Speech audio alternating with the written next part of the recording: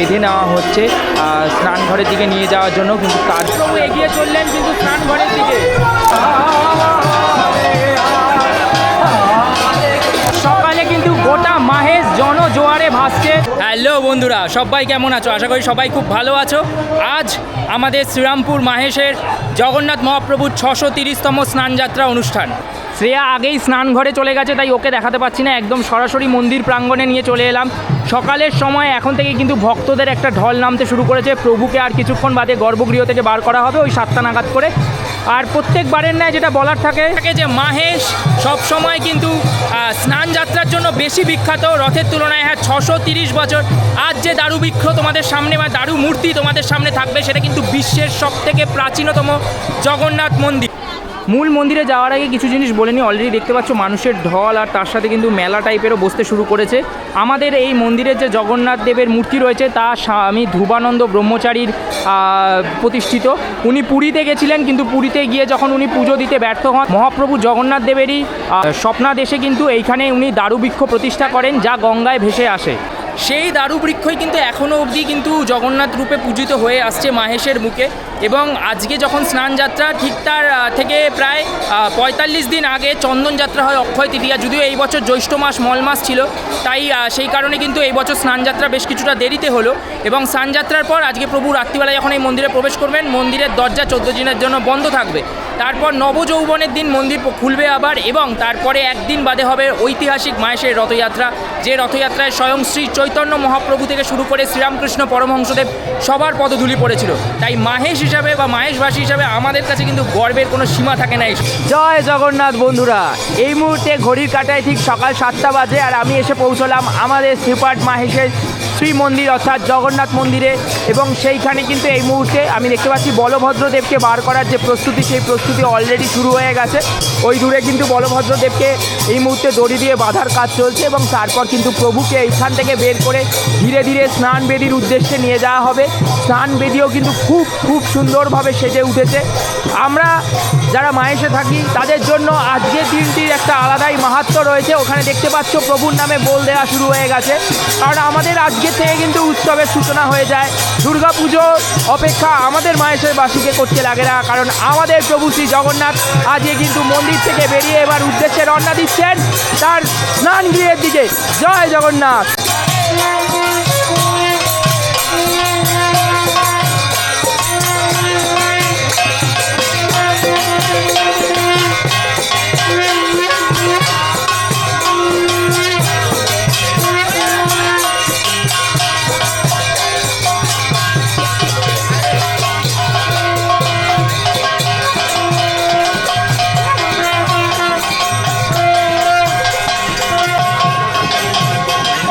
বলভদ্র দেবের যে মূর্তিটি রয়েছে সেটিকে কিন্তু নিয়ে আসা হয়েছে, এবং সেটিকে কিন্তু একদম যে ওপরে যেই স্থানে কিন্তু প্রভুর স্থান, সেইখানে কিন্তু প্রভুরকে তুলে দেওয়া হলো। এবং ওইখানে কিন্তু আস্তে আস্তে এই দড়িগুলো খুলে ফেলা হবে, এবং তারপর কিন্তু আবার যে তাকে যে বিভিন্ন রূপে সাজানো, সেই সাজানোর কাজ কিন্তু এখান থেকেই চলবে।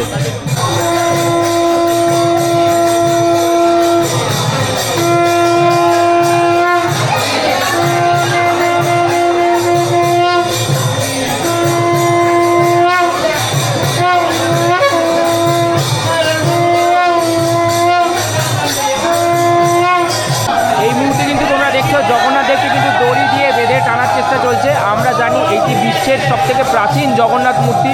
630 বছর এই মূর্তির বয়স, এবং এই মূর্তিকে কিন্তু বেঁধে নিয়ে যেতে অনেকের কালঘাম ছোটে, কারণ প্রত্যেক বছরের ন্যায় যেটা লোকমুখে প্রচারিত, এই মূর্তির ওজন কিন্তু বেড়েই চলেছে। একদিকে যেন মন্দিরের ভেতরে প্রভুকে বার করার প্রস্তুতি চলছে, তাকে বাঁধার প্রস্তুতি চলছে, অন্যদিকে কিন্তু সেজে উঠেছে স্নান বেদি। স্নান বেদিটাকে কিন্তু অভূতপূর্ব রূপে সাজানো হয়েছে। আমি একদম নিচে চলে এলাম। এর আগে যদিও বলভদ্রকে দেখানোর সময় তোমাদের দেখালাম, ওপরে উঠেছিলাম যখন, বাট নিচ থেকে পুরো লুকটা কেরম লাগছে সেটা দেখানোর জন্য এসছি। আর জাস্ট দেখো কি অপূর্ব লাগছে, এত সুন্দর করে কিন্তু পুরো জায়গাটাকে সাজানো হয়েছে। নিচ থেকে যদি দেখাই কি সুন্দর, দেখো ফুল দিয়ে কিন্তু প্রভুর যে স্নান বেদি, সেই বেদিটাকে সাজিয়ে দেওয়া হয়েছে। আর ঠিক ওই ওপরে মহাপ্রভু বিরাজ করবেন আর কিছুক্ষণের মধ্যে, এবং তারপরেই কিন্তু তোমরা মহাপ্রভুকে দর্শন করতে পারবে। ওখান থেকে নিয়ে আসার পর সকল মানুষজন এখানে দর্শন করে, তার পুজো অর্চনা ইত্যাদি প্রদান করে এবং তারপর কিন্তু আজকে ঠিক 8:55 প্রভু স্নান শুরু হবে এবং মহাস্নান শুরু হয়ে যাবে ঠিক 10:15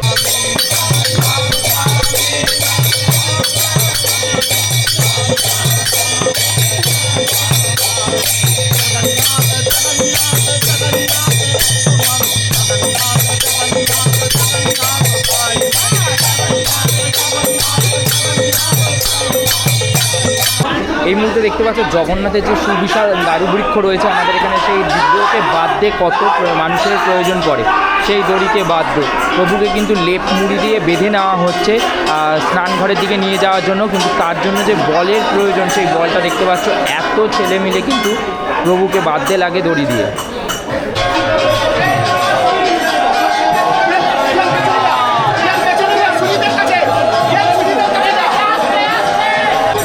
চললেন কিন্তু স্নান ঘরের দিকে।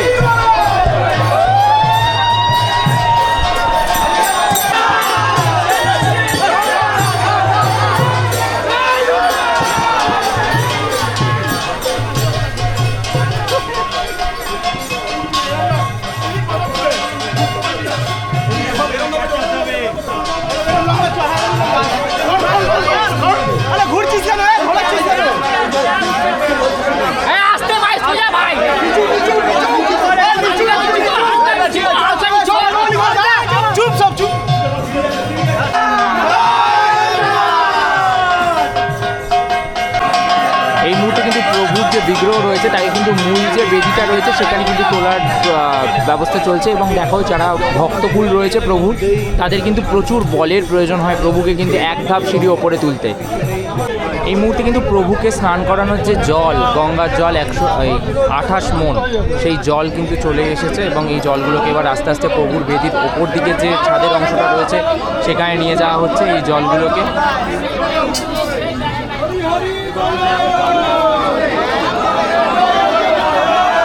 জয় জগন্নাথ, জয় জগন্নাথ, হরি বলো।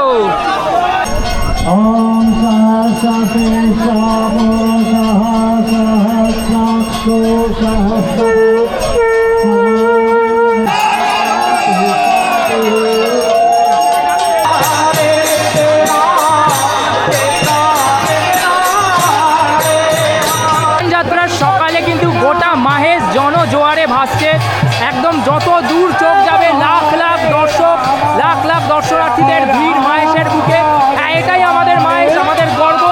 আমরা এই উৎসবটাকে কেন্দ্র করেই গোটা বছর বাঁচি, গোটা বছর ভালো থাকি, অপেক্ষা করি কখন আবার মহাপ্রভু আমাদের মাঝে নেমে আসবে। আজ স্নান যাত্রা হয়ে গেল, ঠিক আর 14 দিনের মাথায় কিন্তু মহাপ্রভু আবার আমাদের সাথে এই সামনে থাকা রথে চড়ে কিন্তু মাসির বাড়ির উদ্দেশ্যে রওনা দেবে। জয় জগন্নাথ। কিন্তু মহাপ্রভুর যে স্নান, সেই স্নান কিন্তু শুরু হয়ে গেছে, তোমরা দেখতে পাচ্ছ। একদিকে ভক্তদের ঢল, আরেকদিকে মাহেশের বুকে এই জনজোয়ারের মাঝে কিন্তু স্নানে ভিজছেন মহাপ্রভু। তীব্র গরমের দাবদাহের মাঝখানে চন্দন যাত্রা হয় অক্ষয় তৃতীয়ার দিন, আর তারপরে কিন্তু এই ঠিক স্নান যাত্রার দিন অর্থাৎ স্নান পূর্ণিমায় মহাপ্রভুর সেই চন্দন কিন্তু ধুয়ে যায়। এইভাবেই কিন্তু প্রভু আজকে সারাদিন স্নান শেষে জ্বরে পড়বেন এবং জ্বর মিটলেই কিন্তু মাহেশের ঐতিহাসিক রথযাত্রা। 630 বছর কম নয়, একটা মূর্তি যার ইতিহাস 630 বছরের, যে মূর্তির কোনো পরিবর্তন হয় না, কোনো বদল হয় না। আবার কিন্তু মহাপ্রভুর গায়ে কিন্তু যে দুধের ঢল, সেই দুধের স্রোত কিন্তু নেমে আসছে। জয় জগন্নাথ।